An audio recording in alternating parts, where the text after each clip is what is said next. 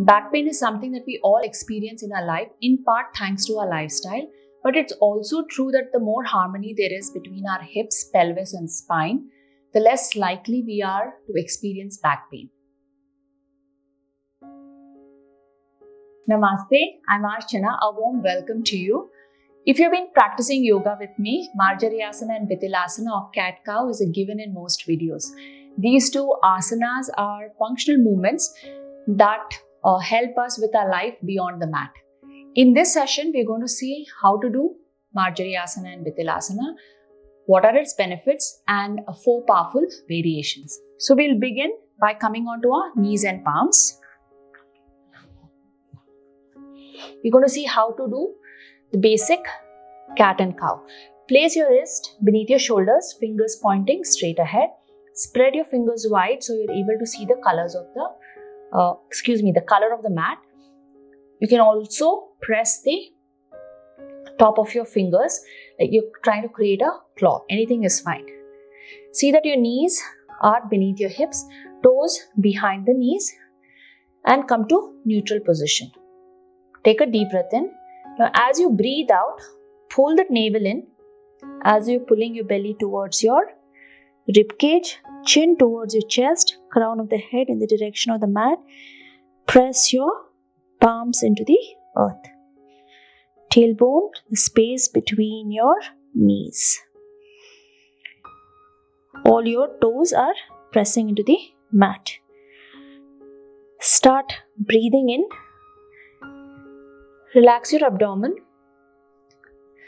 Drop your waist towards the mat. Chin, chest, gaze forward. Now here, try and open the chest. Shoulders slightly as you're trying to pull it out. Press into the mat. Remember, you're not pressing into your wrist. You're distributing the weight evenly on your palms. Let's try that once again. Exhale. Pull that belly in, massaging your organs, chin to chest, crown of the head towards the mat, tailbone, space between your knees. Start breathing in, relax the belly, arch your back, chest forward, open the front of your neck, chin forward, gaze forward, open the shoulders. Elbows can stay soft, don't lock your elbows. Now I'll show you 4 powerful variations of these asanas. The first variation is I'll show you how to do this asana sitting on a chair. So that way, if you have any problems with getting down and sitting on the mat, or if you're at work, you can still do this practice. And it relieves from that tension in the back or the effects of sitting for long hours. So sit to a point where your feet is flat. Place your hands on your thighs. Take a deep breath in. Now as you breathe out, pull that belly in. Drop your chin to chest around your back. Now as you breathe in, come to sitting tall. Then open the chest, send the chest forward. Chin to a point where the wall meets the ceiling. Eyes can stay closed or you can look up towards the ceiling. Again, exhale. So in standing, you're going to keep your feet at a comfortable distance from each other. Send your seat back, knees bent, hands on your thighs. Here, don't go into a squat. You're going to keep this open here, knees soft. Hands come to rest on your thigh. Now as you breathe out, pull that navel in round, drop your chin to chest. As you breathe in, send that seat back, arch your back, chin, chest, gaze forward. Completely exhale, round. Inhale, reach, stretch, exhale, there. One exhalation at the top, again breath in to rotate. Breathe out, round, drop. Press into the mat. One more on this side. I'll show you a variation on the next one. Reach, arch your back.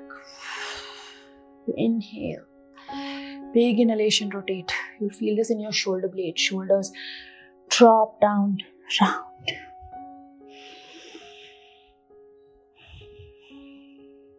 Same thing, just variation here is completely breathe out. As you start breathing in, open and send. Take a deep breath in. As you breathe out, turn, drop completely. The right side of your face on the mat. See that your hips are not sending to the left side. Bring your hips directly over your knees. Hold. Now the next variation that we're going to do is elevated cat-cow. So we may need books of equal size. So, thick books. Or if you have blocks, keep blocks or sturdy boxes of equal height. Place your palms. Again, wrist beneath your shoulders, knees behind. Press your toes into the mat. Arch your back. As you breathe out, pull the navel in round and press.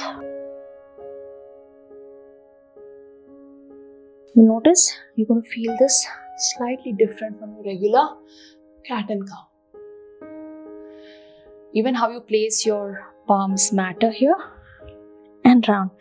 You can always try as you're holding the block, walk your legs slightly ahead, arch. As you breathe out, round. See which feels less intense. Begin with that and then move to the next one.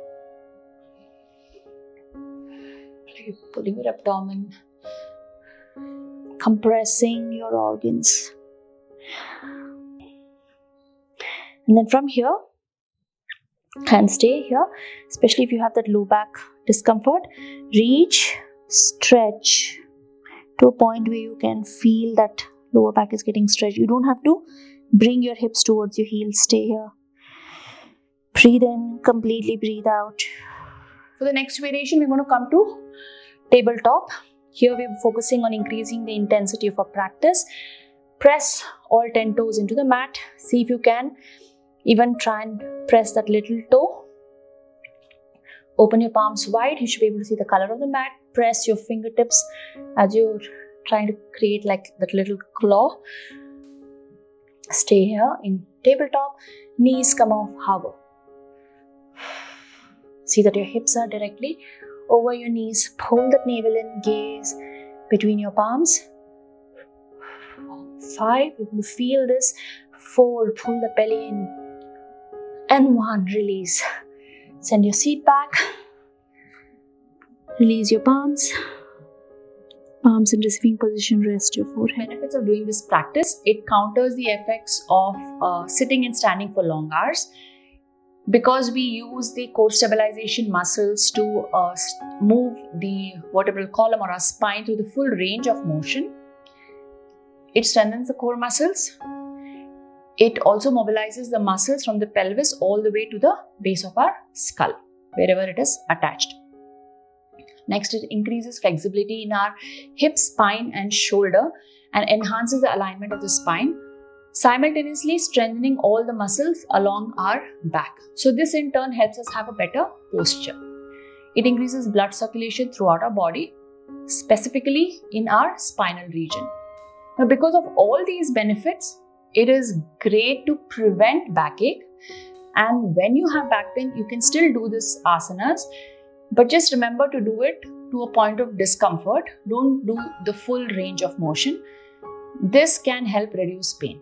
And eventually when the pain reduces, you can work with the same asanas to build strength. Thank you so much for joining me in today's session. I would love to hear your feedback in the comments below. If you're new here, remember to subscribe to my channel. And if you thought this class was valuable, please like and share. Namaste.